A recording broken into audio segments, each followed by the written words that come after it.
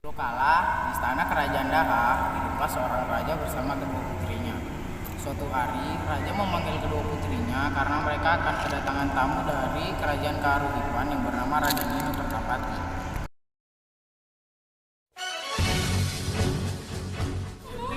Kemarilah. Ada apa Ayahanda?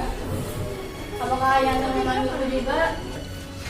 Ya putriku, ada pemberitahuan yang sangat penting. Besok, Raden Dinu Pertapati dari kerajaan Kawipan akan datang lusa. Lalu apa hubungannya dengan kami Ayahanda? Kami telah membuktikan bahwa Canda Kirana yang akan menikahkan Raden Dinu Pertapati. Dan keputusan ini terdapat dengan gugat. Oh Ayahanda, lalu kita ke belakang komisi. Terima kasih Ayahanda, Kirana senang sekali. Sama-sama putriku. Mari kita persiapkan segala sesuatunya. Dewi Galuh merasa iri dengan Kirana yang bernasib baik dan mujur akan menikah dengan Raden Dinu Pertapati. Niat jahat untuk mencelakai Kirana pun terbesit di pikirannya. Ia pun mendatangi sebuah gubuk milik penyihir. Permisi, apa ada orang di dalam? Apa yang Anda butuhkan tadi belanja? Aku membutuhkan bantuanmu, tolong bantu aku. Kamu ingin aku melakukan apa?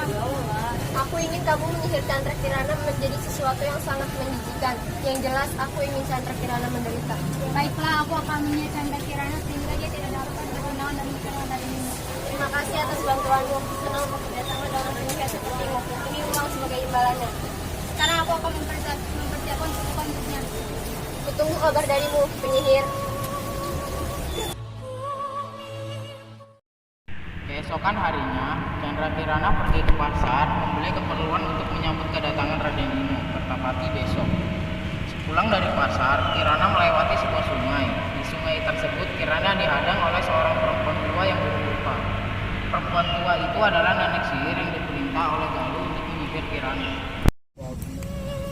Chandra Kirana, apa kabarmu? Kelihatannya kamu sangat senang hari ini. Siapa kamu?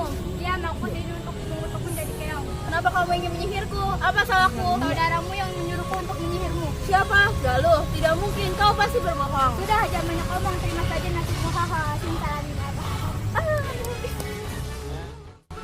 Hahaha, Chandra Kirana, kamu akan menjadi manusia pada waktu siang hari, tapi bila menjelang malam kamu akan kembali menjadi keong. Kutukan ini akan berakhir bila kamu bertemu dengan Raden ini. Hahaha.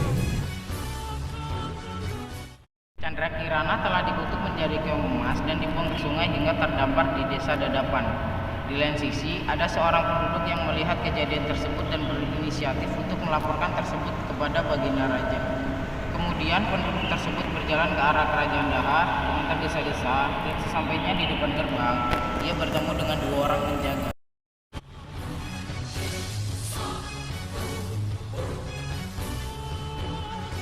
Ada perlu apa datang kemari?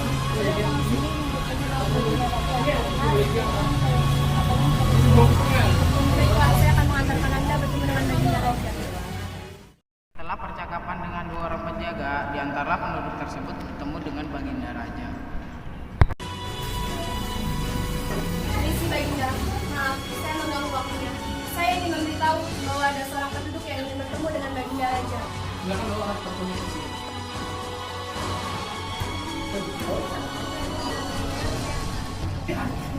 Mari saya antar. Perasaan yang gelisah dan kepala yang tertunduk, penduduk tersebut pun memasuki ruangan raja lalu berdiri tidak jauh dari tempat duduk raja. Penduduk tersebut tampak gelisah, terlihat dari raut wajahnya yang seakan mengkhawatirkan sesuatu. Lalu penduduk tersebut pun menyampaikan apa maksud dari kedatangannya itu.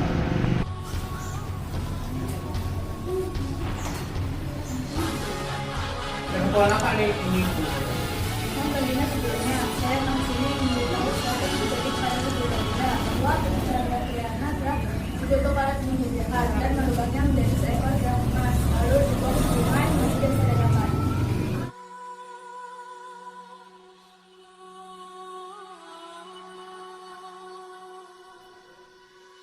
Setelah mendengar kabar tersebut, Baginda terkejut hingga jatuh sakit. Lalu beliau memberitahu kepada Raden Dinu atas kejadian ini karena Baginda tidak dapat mencari Kirana dengan kondisinya saat itu.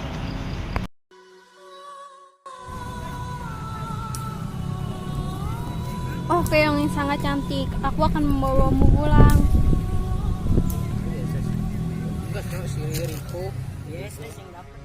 Nenek itu kembali mencari ikan di sungai. Kemudian Kirana kembali ke wujud aslinya. Kenapa aku ada di sini? Oh iya, tadi ada nenek yang membawa aku ke sini. Kasihan sekali dia. Untuk makan saja dia harus mencari ikan terlebih dahulu. Sebaiknya aku akan memasakkan makanan. Hingga menjelang malam, nenek itu tidak mendapat ikan seekor pun. Kemudian nenek tersebut memutuskan untuk pulang saja. Sesampainya di rumah, ia sangat kaget karena di meja sudah tersedia masakan yang sangat enak-enak. Si nenek bertanya-tanya pada diri sendiri, siapa yang mengirim masakan ini? Begitu pula hari-hari berikutnya, si nenek menjalani kejadian serupa. Keesokan paginya, nenek ingin mengintip apa yang terjadi pada saat ia pergi mencari ikan. Nenek itu berpura-pura pergi ke sungai untuk mencari ikan seperti biasanya.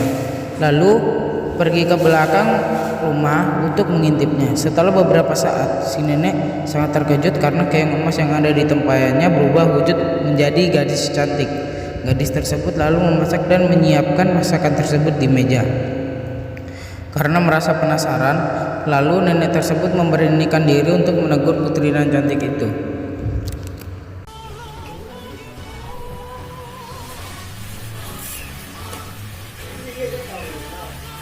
Siapakah dirimu, nak? Dan dari mana asalmu? Aku Chandra Kirana, putri kerajaan Dahaya, disihir keong emas oleh nenek sihir utusan saudaraku sendiri. Kasihan sekali dirimu, nak. Nenek tidak tahu saudara macam apa saudaramu itu yang tega ingin mengutukmu karena cemburu. Ya sudah, kalau begitu kamu tinggal di sini saja. Terima kasih, Nek. Sama-sama.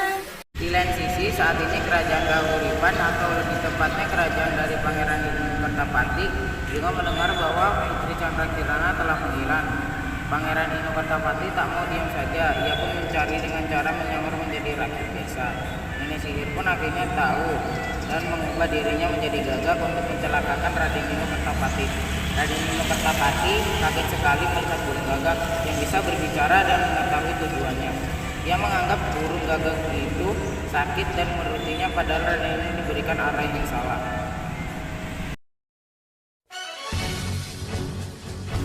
Raden Inu. Siapa kau? Tenang anak muda, aku akan menunjukkan arah ke desa Dadapan. Di sana kamu akan bertemu dengan Chandra Kirana. Dari mana kau tahu maksud perjalananku?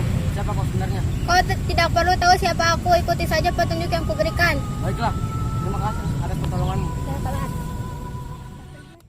Berjalan cukup jauh mengikuti petunjuk arah dari burung gagak, Raden Inu tidak juga menemukan desa Dadapan.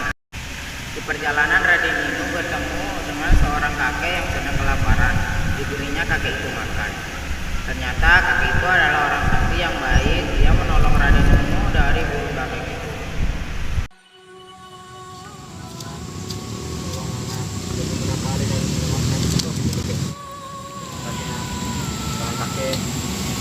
Bukan pasti dong.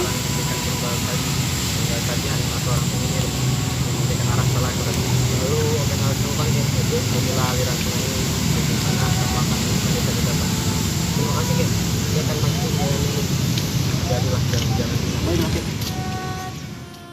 Setelah berjalan berhari-hari, sampailah Raden Inu di desa Dadapan. Dia menghampiri sebuah gubuk yang dilihatnya untuk meminta seteguk air karena perbekalannya sudah habis. Di gubuk itu, ia sangat terkejut karena dia bertemu dengan Chandra Kirana. Akhirnya, sihir dari nenek sihir pun menghilang karena kutipan itu.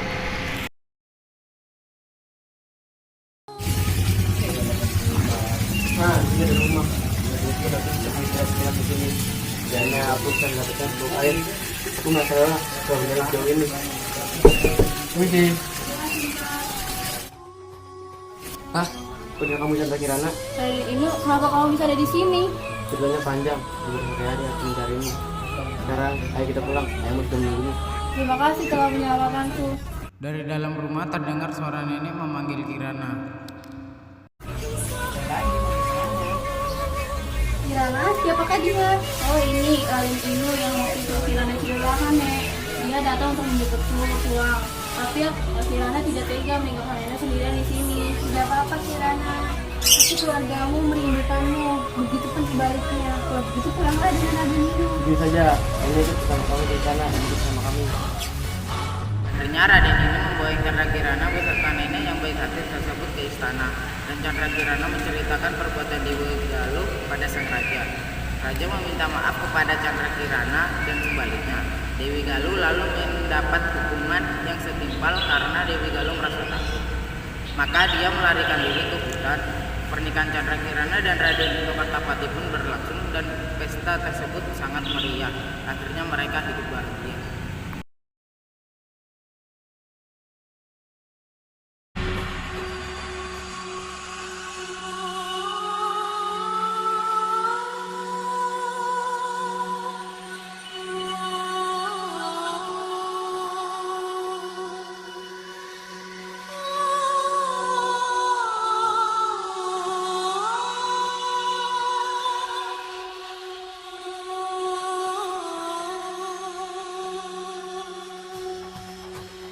Ah